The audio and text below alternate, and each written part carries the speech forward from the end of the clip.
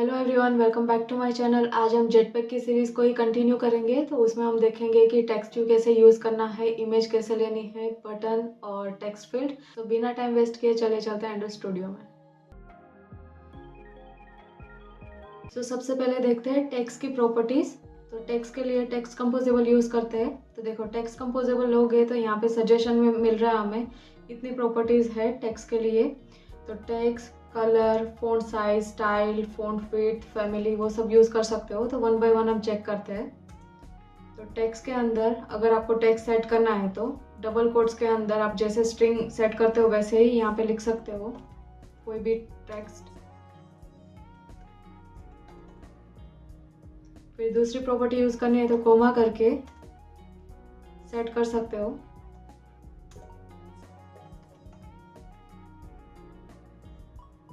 Text alignment set करना है तो उसके लिए है टेक्स्ट अलाइनमेंट सेंटर। तो सेंटर में आएगी, देखो यहाँ पे सेंटर में आ रहा है। फिर राइट साइड चाहिए तो राइट साइड भी सेट कर सकते हो। यहाँ पे प्रॉपर्टी मिल जाएगी, आपको राइट करना है तो राइट साइड आएगा। अभी फिलहाल के लिए हम सेंटर में लिख रहे हैं। फिर यहाँ पे फ़ॉन्ट में फ़ॉन्ट फैमिली है तो फ़ॉन्ट फैमिली, अगर आपको फ़ॉन्ट चेंज करना है तो फ़ॉन्ट फैमिली यूज़ कर सकते हो। फ़ॉन्ट फैमिली डॉट, कर्सिव में चाहिए तो कर्सिव यूज़ कर सकते हो। कर्सिव में आ रहा है। मोनोस्पेस चाहिए तो मोनोस्पेस भी कर सकते हो, यहाँ पे मोनोस्पेस। ओके। फिर फ़ॉन्ट साइज आपका साइज देनी है 30 SP। तो यहाँ पे 30 लिखना है यूनिट और डॉट SP लिखना है। तो 30 SP आ जाएगा। फिर कलर सेट करना है तो कलर के लिए कलर प्रॉपर्टी है,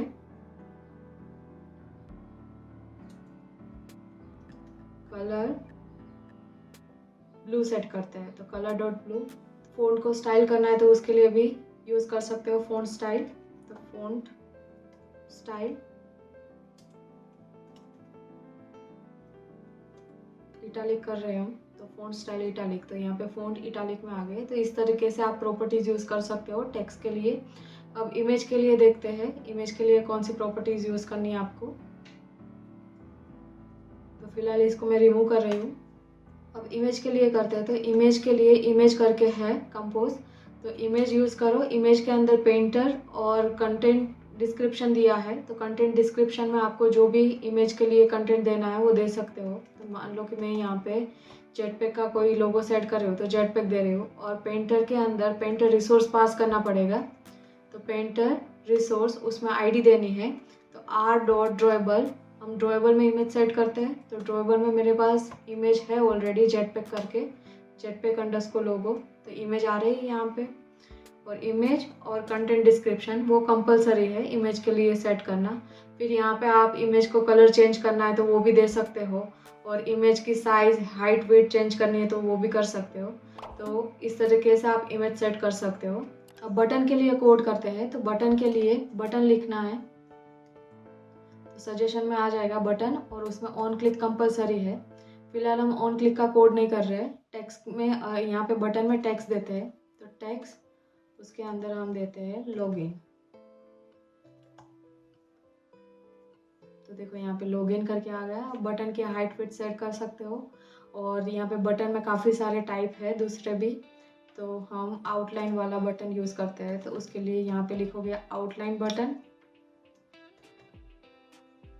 तो आउटलाइन बटन आ जाएगा। और उसमें भी आप टेक्स्ट और वो सब सेट कर सकते हो। तो सिंपली आउटलाइन आएगी, उसका कलर भी आप चेंज कर सकते हो। आउटलाइन का जो कोड है उसको चेंज करना है या फिर उसकी थिकनेस लानी है तो भी आप कर सकते हो। मैं सिंपली यहाँ पे टेक्स्ट दे रही हूँ।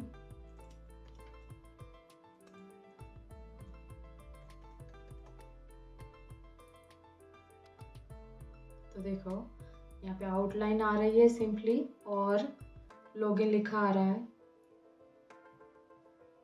तो ऐसे आउटलाइन बटन सेट कर सकते हो। ओके, अब टेक्स्ट फील्ड का कोड करते हैं। तो टेक्स्ट फील्ड के लिए ऐसे टेक्स्ट फील्ड लिखना है तो सजेशन मिल जाएगा आपको। तो उसमें वैल्यूज़ और ऑन वैल्यू चेंज करके दो प्रॉपर्टी मिलेगी। अब वैल्यू के अंदर आपको सेट करना, यहाँ पे मैन्युअली भी कर सकते हो। मैं इसका एक वेरिएबल बना देती हूँ। और उसको यहाँ पे पास कर रही हूँ। मैंने सिंपली यहाँ पे लिखा है हेलो। तो ऑन चेंज के अंदर मैं यहाँ पे टेक्स्ट ले रही हूँ, text is equal to E.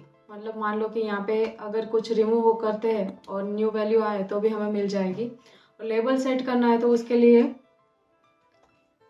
Label करके भी है हमारे पास प्रॉपर्टी। तो लेबल के अंदर हम टेक्स्ट सेट करेंगे, text is equal to double quotes में यहाँ पे मैं लेबल लिख रही हूँ।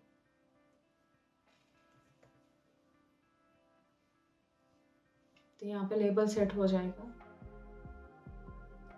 टेक्स्ट की जरूरत नहीं है। तो आ रहा है ऊपर लेबल लिखा हुआ आ रहा है और हेलो लिखा हुआ है। अगर आपको आउटलाइन टेक्स्ट फिल चाहिए तो वो भी कोड कर सकते हैं हम। तो यहाँ पे लिखना है आउटलाइन, आउटलाइन टेक्स्ट फिल। तो आउटलाइन टेक्स्ट फिल आ जाएगी, मतलब बॉर्डर होके आएगी। तो उसमें हम टेक्स्ट सेट करेंगे, यहाँ पे कर्ली ब्रैकेट, इसके अंदर टेक्स्ट इज इक्वल टू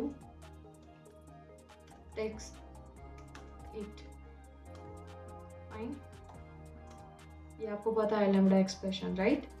अब इसके अंदर कोमा करके नीचे मैं लेबल सेट कर रही हूँ। तो लेबल के लिए भी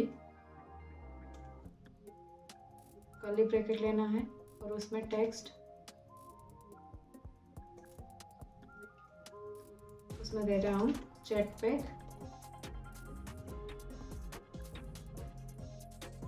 तो आ रहा है जेटपैक और यहाँ पे आउटलाइन भी मिल रही है हमें।